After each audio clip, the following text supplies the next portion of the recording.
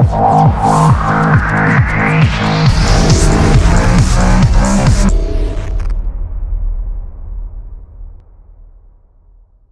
guys, what's up? Aurelia here. This is a quick PTR preview of the Immerseus encounter in the Siege of Orgrimmar. This is not a formal guide to the encounter, it's just a quick overview of what the abilities do and what our findings were on PTR. This can change before it goes live, so don't take it as concrete. The fight starts in a huge room with the boss in the middle. He has a really small hitbox, which makes it a big pain in the ass for melee because they quickly run out of space due to some of his other mechanics. He has a frontal cone that does a lot of shadow damage and also increases damage taken by that by 100%, so that's a simple tank swap mechanic. The cone size is pretty large and we gave it a fairly wide berth, but it's around the size of 2 segments of the room. When one tank got hit by it, we just simply had the other tank taunt and take over. He has another ability called Shard Pull. He does this pretty regularly. It does a small amount of damage and leaves a pool on the ground.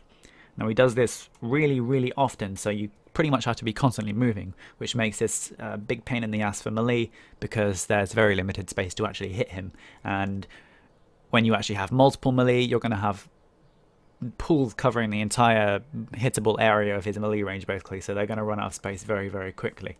You also can't stand in the water around him or you get knocked back. Now from time to time he'll cast an ability called Swirl, and this basically makes him face in one direction and shoot a spout of water that rotates around 1/3 of the room, just the same as the lurker below or the boss in Jade Temple. It takes 2 ticks of the attack to kill you, so you can actually run through it and survive, although it's probably best to use a small cooldown if you're going to try and do that. Now his main mechanic is Split. Once his health gets to 0, and he doesn't have very much, he'll split into a bunch of Char puddles, very similar to a certain giant slime boss in AQ40. The number of adds you get is determined by his corruption. He starts with 100, and every time you split, you'll get 1 shard puddle for every 4 corruption that he has. Now the puddles move pretty quickly, and they can spawn randomly anywhere in the room, so it's actually quite difficult to assign who's going to go where, because if you try and split your DPS evenly on both sides, you might end up with 90% of the pools on one side of the room, which is really annoying. The puddles move pretty quickly, but you can slow them and stun them and grip them and pretty much everything else. If they die within 8 yards of anyone, that person will take a small amount of damage but will receive a buff for 10 seconds that makes them do more damage to the puddles. Since this actually doesn't last very long, it's actually pretty useless, so it's not really worth worrying about. Now for every ad that you kill, Immerseus will lose 1 corruption. Any ads that you fail to kill before they reach him will deal damage to the whole raid, and since you're so spread out, having too many go through is actually pretty dangerous and can kill people. Now you'll also get another type of ad during his split phase. For every 4 corruption that he's missing, you'll get a purified residue. Now these have the same mechanics as the other ad, except you need to heal them instead of killing them. The more you heal, the slower they'll move, and once you heal them to full, it removes 1 corruption from the boss. And just like the other ads, once they reach the boss, they'll explode, except the explosion will deal a lot less damage for those types of ads.